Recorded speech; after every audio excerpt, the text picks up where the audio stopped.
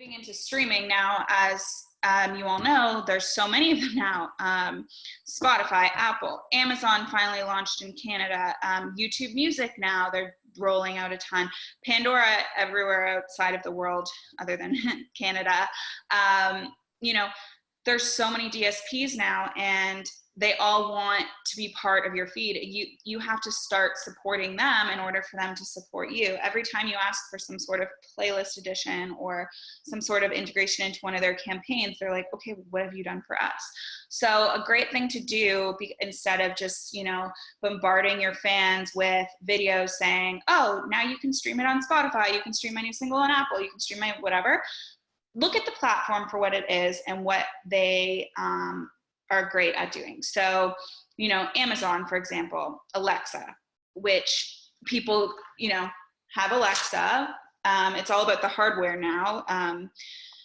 And so you say, okay, so Alexa now has the ability to, for example, you can set your alarm to a song and she will wake you up at a certain time to a certain song. So you take that. With one of our artists, we made him, we pretended that he was speaking to Alexa, and he asked for her to wake him up to one of his own songs. And then we edited Alexa's voice to be like, isn't that your song? And he's, yeah, are you judging me, Alexa? And she's like, no, I love you, it's fine, I'll wake you up. Oh my God.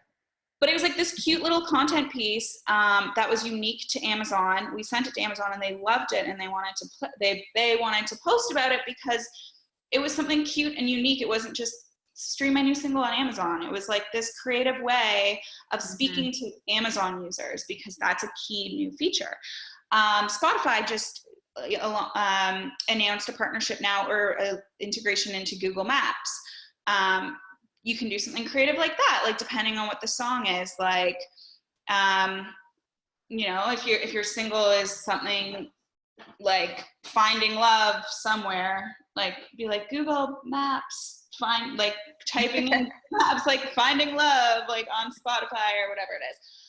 Just, look at the platform and see, and a fun fact too, so YouTube Music, the way that they actually, if you go to their homepage on Fridays, they don't base it, it's not, some of their playlists are obviously curated, but it's actually based, so if I go to YouTube Music, the music that it's going to show me, or the songs that it's going to show me, is based on my recent Google searches, or what I've been searching on YouTube, or what I've been searching on whatever. Like, it's kind of scary, but they know everything about you. And so so if you've ever been like, new music from Justin Bieber, they're going to know that you like Justin Bieber. So when he releases new music, he's going to be on your homepage. So something you can do prior to your release is you can make sure that your audience is, you can say, hey guys, like Google this, or like Google here, like tell us what comes up. Like when you Google this, like get those people Googling. And you can do it in a fun way, but it's something that like speaks to YouTube Music to ensure that on release day, whoever is a YouTube Music user is going to see your music. So I think like when you're in that lead up period of time to release, figure out how you're going to creatively engage with each of those platforms in a unique way that doesn't just look like you're doing 10 liners in a row saying the exact same thing. Because ultimately that's where the money is, or it's not. Eventually it can be money of streaming, but that's how people consume music now. So you have to, like, it has to be a huge part of your marketing plan. A great website and tool that people can use, it's called Metablocks, and we use them a lot. And they create great apps, so you can do like pre-save campaigns. So on Spotify, you can tell fans, like, build it out. And also, if you're especially in Canada, we have access to a lot of like funding and grants, and they love anything that's digital and creative. And this company, Metablocks, they work specifically with the music industry, so they understand our budgets, and you can get a pretty cool app created for about $500 that will, enter to win a merch pack, or pre-save the album to win a merch pack, and you drive fans. Or if you are playing a festival or something, you get those 2 tickets. You build up your followers, so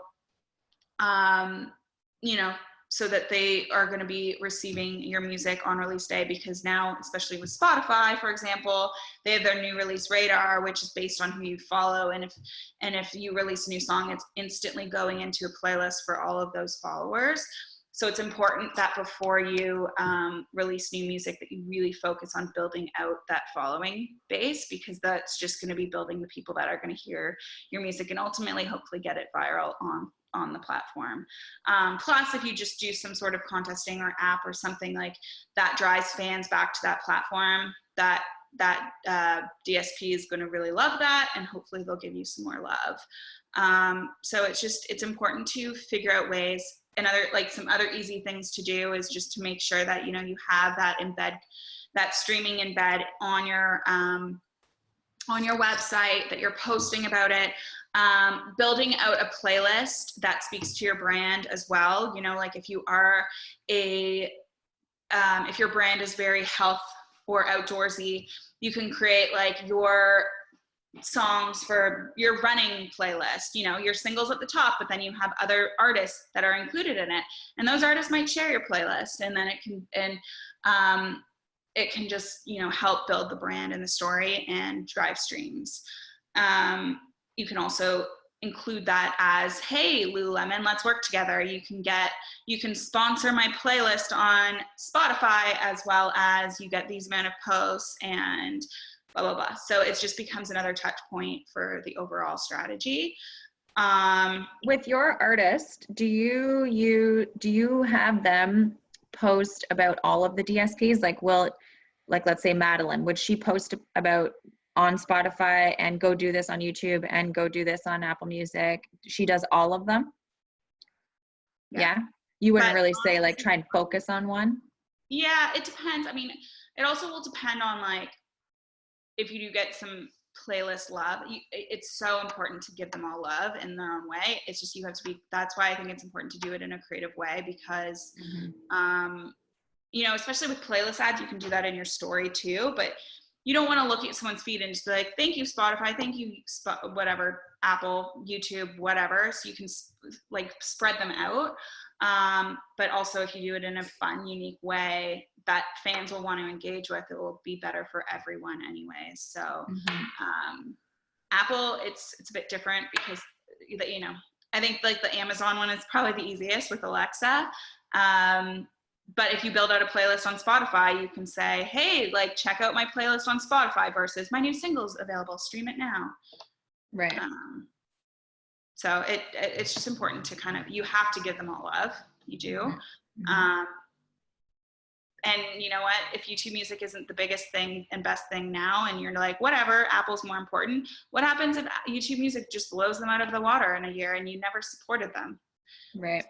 You want to start, as soon as they start to build out, you want to be part of, you want to feel like you're supporting them as well as much as they're supporting you.